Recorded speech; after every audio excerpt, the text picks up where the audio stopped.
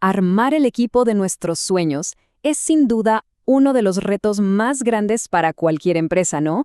Porque al final, el éxito no es solo la estrategia, no es solo el producto, no, son las personas.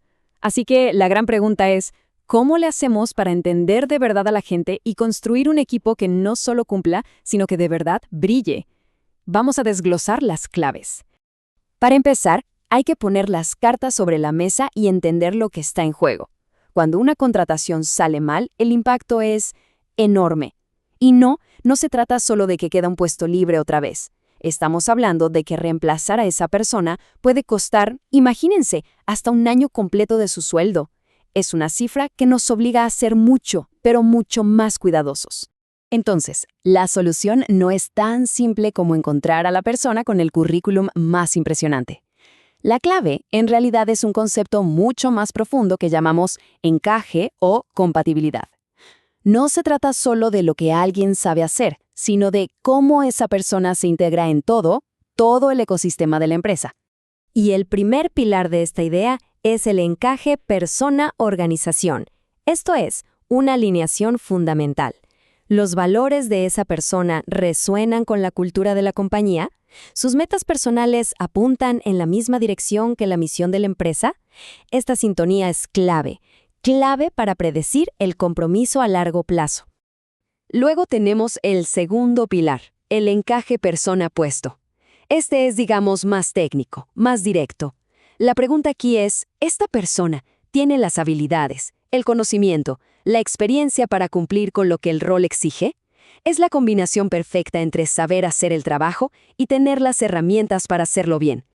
Ahora, si ponemos los dos lado a lado, vemos cómo se complementan perfectamente.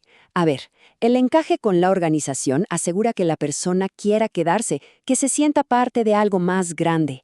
Por otro lado, el encaje con el puesto asegura que la persona pueda rendir. Se necesitan ambos. Uno sin el otro, rara vez funciona.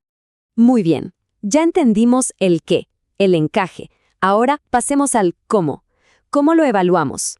Para eso, tenemos que ir más profundo y analizar los componentes básicos de una persona, su personalidad y sus valores. Estos son los cimientos sobre los que se construye todo lo demás. Empecemos con una definición clara. Ojo, la personalidad no es el humor de un día. Son patrones estables, consistentes, que definen cómo una persona tiende a sentir, a pensar y a comportarse en distintas situaciones. Podríamos decir que es su sistema operativo para interactuar con el mundo. Y para darle un poco de estructura a esto, uno de los modelos más usados y respetados es el de los 5 grandes. Estos 5 factores nos dan un mapa súper práctico para entender las diferencias entre las personas. La curiosidad y la creatividad de la apertura, la organización y disciplina de la responsabilidad, la energía social de la extraversión, la cooperación de la amabilidad y la estabilidad emocional, que es lo contrario al neuroticismo. Y de esos 5 rasgos hay uno que de verdad destaca en el mundo laboral: la responsabilidad. Ser una persona organizada, confiable, disciplinada, resulta que es consistentemente el mejor predictor de un buen desempeño en el trabajo. Por eso se valora tanto, porque es una señal muy clara de que esa persona va a cumplir lo que promete. Ok, hasta ahora nos hemos enfocado en analizar a los demás. Pero, ¿y qué pasa con nuestros propios filtros? El proceso de evaluación no es para nada objetivo. Está totalmente influenciado por nuestros puntos ciegos. Y es aquí donde la percepción se convierte en la protagonista. La percepción no es como tomarle una foto a la realidad. Para nada. Es un proceso activo. Todo el tiempo estamos filtrando información, la organizamos en nuestra mente y le damos un sentido que, claro, encaje con nuestras experiencias. O sea, no vemos el mundo como es, lo vemos como somos. Y esto nos lleva a un escenario que seguro nos suena familiar. En una entrevista, alguien puede parecer la persona ideal, pero, a ver, ¿esa sensación se basa en datos objetivos o es pura percepción subjetiva? ¿Cómo logramos separar esa primera impresión de la evidencia real? Ese es el gran dilema. Creemos que somos súper racionales, pero la verdad es que muchas veces no lo somos. Una primera impresión, que se forma en segundos, puede quedarse anclada en nuestra mente y teñir toda la información que recibimos después. Este es, sin duda, uno de los sesgos más potentes y uno de nuestros mayores puntos ciegos al contratar. Ahora, Es importante entender que ninguna de estas ideas existe en una burbuja. Conceptos como personalidad, valores, percepción, todo esto opera dentro de un contexto mucho más grande. Es fundamental considerar cómo la cultura y la ética moldean quiénes somos y cómo actuamos en el trabajo. Esta imagen lo dice todo, ¿verdad? Lo que consideramos un valor deseable o un rasgo de personalidad ideal no es universal.